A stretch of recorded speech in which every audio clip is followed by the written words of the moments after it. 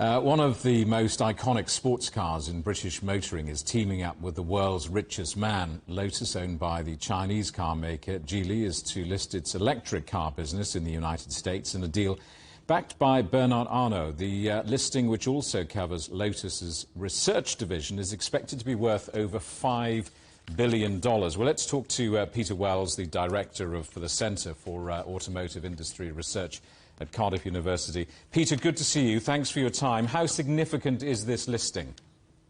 Well, it's certainly a big move, particularly, of course, as far as Lotus is concerned. This is a very major development. For the industry as a whole, well, I think we have to wait to see on that one. You know, the numbers are big, but this is a very big industry where large investments are needed, so we need to wait and see. I mean, Geely might not be well known as a car brand in Europe and the UK, but lift the lid on the bonnets on Aston Martin and Volvo and even London Taxis and Lotus. And Geely is this powerhouse driving so many of these big European brands.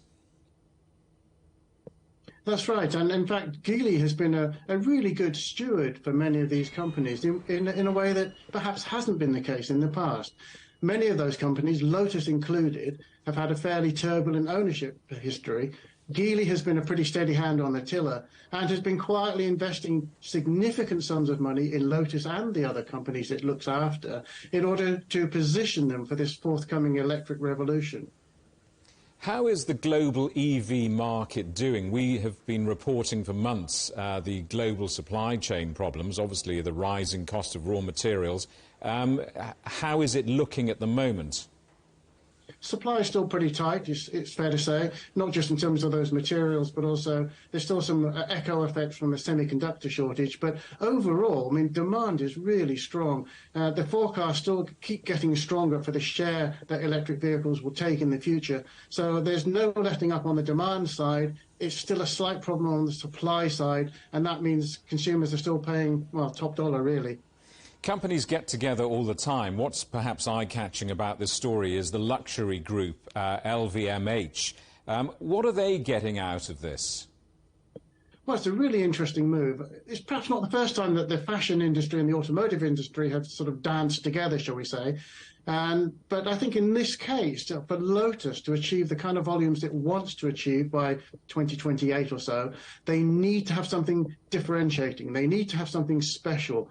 So they need to try and position themselves as a so-called lifestyle brand. Well, this is what their partner will bring. They know lifestyle better than anybody. And if they can find the synergies between Lotus and the brands within that group, well, then you've got a very powerful potential combination. And I think that's the dream scenario as far as they're concerned.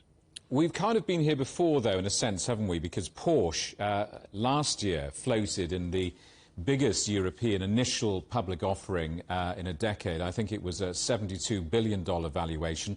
Is this deal an attempt by Lotus to try to rival Porsche in any way?